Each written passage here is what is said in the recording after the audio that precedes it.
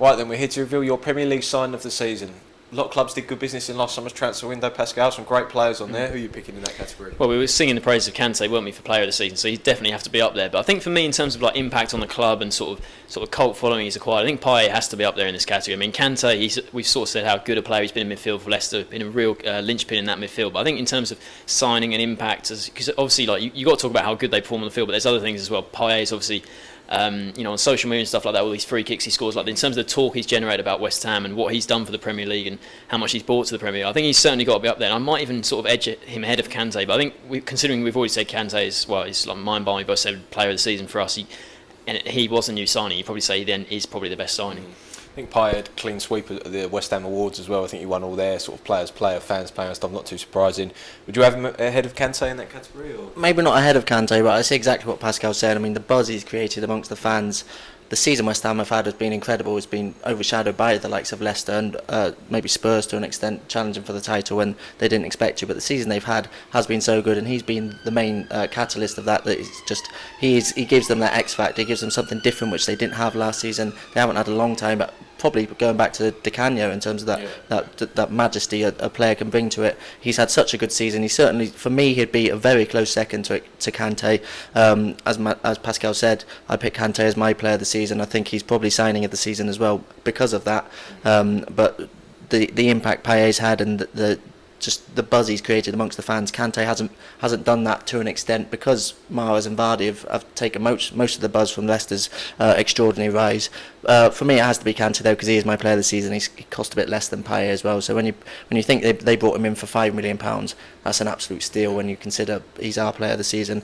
A couple of other Leicester players I think deserve a mention. Christian Fuchs, who they brought in, hasn't stolen any headlines for Leicester, but he's had such a solid campaign. And Robert Huth, he was on there at loan last season. He was largely credited with turning their season around really and sparking the Great Escape. They brought him in permanently this summer, and he's just been so solid at the back there with Wes Morgan. I think that he deserves a mention, but for me it's a two-horse race between Payet and Kante, and I think Kante just edges it.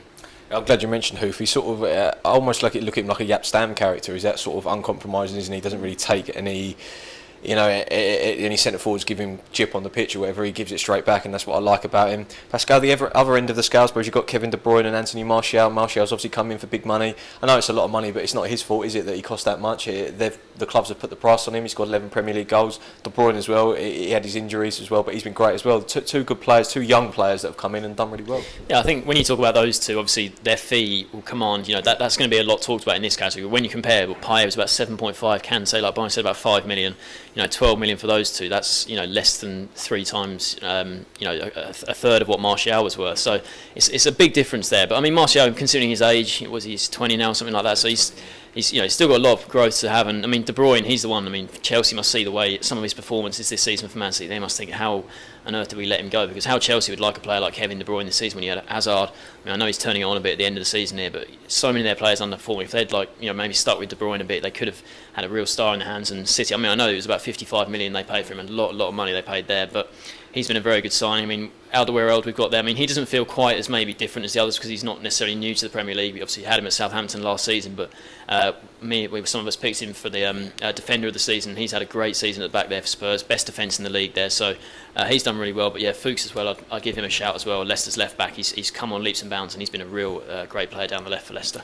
But just before I ask Pascal to reveal the category, Johan Cabaye is a player we haven't mentioned in there. I understand you put him in there. Can you make a case for him in this? Well, I think he's just come in. He's done a really good job for Palace. So more over the first half of the season, I think he was superb for them there. He scored quite a lot of goals, most of them from the penalty spot, admittedly, but where Crystal Palace were getting big results and playing really well, I know the likes of Balassi maybe on the counter-attack stole much of the headlines, but Cabaye was the base of that. He was the playmaker in that. He was the one releasing all the passes to Balassi. I think he was a linchpin of the side in the first half of the season. Obviously Crystal Palace have tailed off dramatically in the second half of the campaign, but I think his performances of the first half of the campaign warrant a place on this list. I wouldn't put him of the contenders. I'd put him in last place on this list, but I think he deserves a mention. A point on Alderweireld. I think he's he's been such a good addition for Tottenham. I think he's been one key factor in their defence where maybe they were missing last season. Just when you think of it now, it's a no-brainer really. Him getting them, teaming them up with Vertonghen and both Belgians as well. You'd expect them maybe to be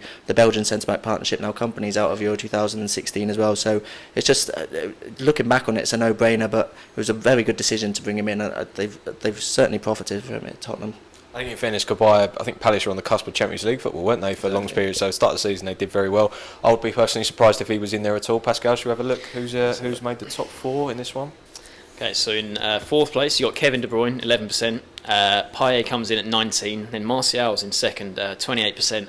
And the winner, Kante, 34%. Barney, reaction to that? Kante 34, Martial's 28%. It's a big number. It's quite close, I think. Martial has had a really good season, and you can't really ask much more of him at his age, coming in for such a big amount of money. I mean, I think he has had a really good season, but I think to repay the amount they paid for him, I think he needs a few seasons doing this. And obviously, he might still do that. He's still very young. He's got time on his side. Personally, for me, I'm surprised he's above Payet in this category. As I mentioned, those two would be my top 2. But I'm glad to see Kante in first position. Pascal, quick reaction to that? Yeah, I think like we said. I mean, I think Payet definitely should have been 2nd. I think he could have even snuck it just because like the cult following, all the free kicks and all that kind of thing. I think it's been great for them. I mean, De Bruyne, like we said, a lot of money. I mean, when you compare, City's 2 big signings, you've got Sterling there. 50 million, De Bruyne 55. They've gone completely different directions. De Bruyne's been great. I think Sterling's had an absolute shocking season. So he's been certainly a great sign. Just one player I just thought of there that maybe wasn't on the shortlist was Jan Kirchhoff at Sunderland. I think he came in, had a shocking debut against Spurs, and to be fair, he's been one of their best players, helping them escape relegation. I think he won the Fans Player of the Month for April just a few days ago, and he was a real good player for Sunderland, helped them escape the drop. But yeah, Kante, fully deserved winner. I think they've stuck him in central midfield, didn't they? And he's done well in there in a defensive position. But not too surprising that N'Golo Kante of Leicester City is your player of the sign of the season. Sorry.